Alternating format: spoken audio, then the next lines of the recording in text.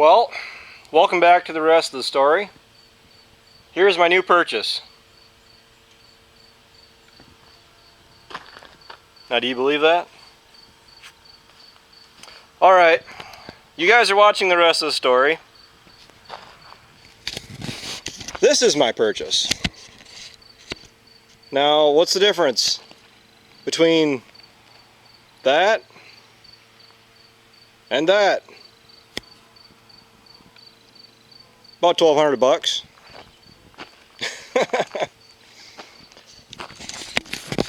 I know this doesn't seem like much to most folks, but this was a small purchase, kind of. It was in the thousands. But I already committed to buying the rock bucket from Carl F. Stotts. Carl F. Stotts and Sons. You guys all know that I absolutely love this rock bucket from Vernig. And Chad came down the other day and we were talking about some things, and the conversation of this came up, and I was going to pay for it. And in the conversation I asked him, what would a grapple bucket for this bucket, what would just put a grapple bucket on it, what would that cost? And he told me. And yes, it was considerably more than just a straight bucket. And I tell you what, you guys probably don't know this much about me because I haven't been voicing my opinions that long on YouTube. But I've wanted a grapple bucket for a long time. And say my friend that you guys saw the other day, he knows that I've wanted a grapple bucket for a long time. And I tell you what, my dad made a comment the other day. It was about options on a person's truck. Dad said that when he bought his first truck, he always wanted to get a brush guard on it. And the intention was that after he bought it, 6 months later, he was going to go put a brush guard on it. He had that truck for 10 months, or not 10 months, 10 years. And he never did end up putting a brush guard on it. So, seems how the standard rock bucket, which is built very heavy, by the way. I mean, it's the exact same thing. It handles a lot of abuse. A lot. These are what, 4-inch gaps between the teeth here, between each bar. I believe there's a model that's 6 inches. And yes, early on we were worried about busting this bucket up or bending the teeth. And Chad said that the only guys that really do that are the guys that have the 6-inch spacing, that are handling the large yard, those decorative yard rocks, those like 3x3s. So I found a lot that I can use it for. You guys saw me use it for brush, grading the driveway, for hauling manure, handling basically all like loose material. I mean, it works great. It's got these little bit of a lip here all the way down along there, and that does an awesome job, even if it's oh so subtle, at catching material. But like my dad said about his truck, that if you want something, get what you want right off the bat. And I tell you what, I like the bucket. I wanted to grapple because there's so much we can use it for, that I said, you know what, the heck with it. I want to grapple on this thing. I mean, I originally wanted to just get a standard material bucket with a grapple, but these have the lower profile sides, and it's probably what, a foot longer, I'd say, than the material bucket we have. And it does a lot of work. I actually have some jobs lined up for it. Ryan got footage of it while I was doing it, but show you. We got all those 300 plus bales in the barn today. Well, the flatbed couldn't clear the bank to get up to it, because originally we were going to back the flatbed right up to the door and walk out and load them up. or load them off and stack them. Well, that didn't work. I haven't used this for anything yet until this morning. And Ryan's got footage of me using this Vernig rock bucket. But I don't think it's really fair calling it a rock bucket. It's a Swiss Army knife practically, because I unloaded over 200 bales, because we had a bunch in the back of my truck, with this bucket. With the grapples on it, I was handling, at most, I was handling about 8 bales at a time. So, and it's really, really easy to just manipulate the grapple on it, because the arms are independent. And the only downside I have to it, for the Bobcat, I can feel that on there a lot more than I could feel the standard bucket. This bucket, you can feel that it's hanging out the front end. I haven't gotten any trees or brush yet, but I do have some marked for destruction, plus some foundation concrete cement that I gotta move. So this is gonna be getting a lot of work thrown at it in the next week or two. And hopefully I'll be giving you some cab shots and everything else. But the skid steer, I'm thinking, is gonna be a little underclassed for what I want to throw at the bucket. It does have grease points on it, on the pins here, so I'll be greasing those periodically. Each of these are independent from each other, so if you get a lopsided tree or manure or whatever else, it'll latch on.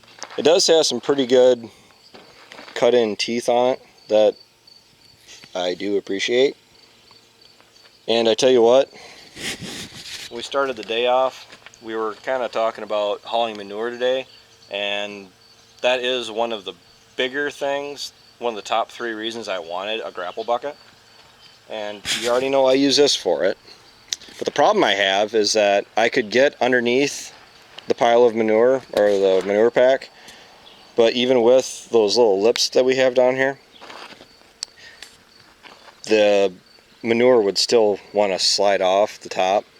So if I have a grapple bucket, I'm going to latch on to as much material as I can. Then, like out in that dirt lot where I was getting stuck, if I can grapple onto it, hold the manure in the bucket, and still be able to use the bucket to push myself out on soft ground, I'm thinking that's going to be a pretty big plus. I say when it comes to machinery like this, like loaders, buckets, grapples, machinery like this that you can do a lot of very delicate work with them, all it takes is time and experience, and the best way to do that is just to operate them.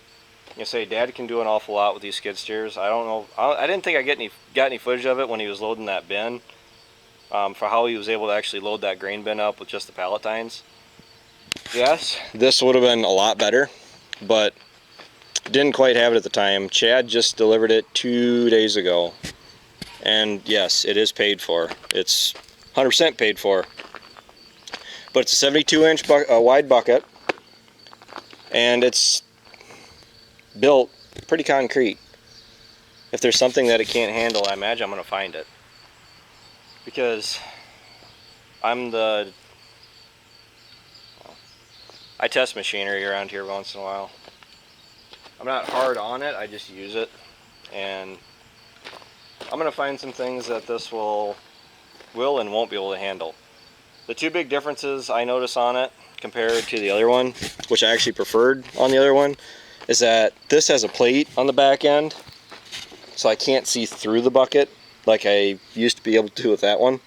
I kind of appreciated that fact because I could see what I was going into, but looking at it, it looks like it's actually more support for the back of the bucket. Something else that it's no one's fault, but the hydraulic hoses here have to be removed, or moved, not removed. I'm going to be taking this off, this clamp, and I'm going to be doing something to pick the hoses up, because I was rubbing them with the tire, and Ryan, when he was moving it earlier, still, again, not his fault, say this actually got down back behind here. Not enough that it damaged anything, but you can see it is starting to rub. So yeah, I ran it for a grand total of probably 3 hours moving those bales, and I'm having a lot of fun with it. So that's my new purchase. Probably not as, well, seeing some of your guys' guesses, probably not as fancy and extravagant as you guys would like to see. Some more of those purchases are coming down the road. Don't know when, don't know how. They say I'm looking forward to just getting through the year.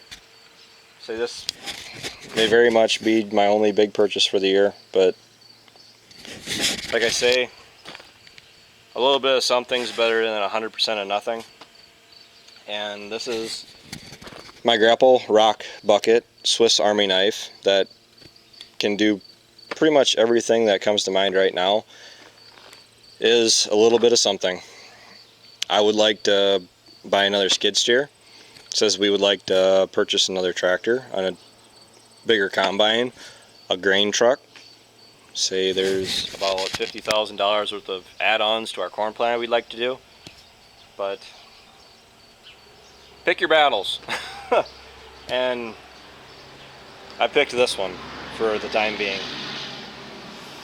Say we got a bunch of work to do tomorrow. You'll probably catch me using it for moving manure tomorrow if we don't get too much rain or any rain. I'm not sure when they're saying showers, but I'm glad I did not. I'm just glad that the first job I used this for was not hauling manure. So I kind of appreciated the first job was loading and moving small square straw bales around, which it did a great job at, by the way.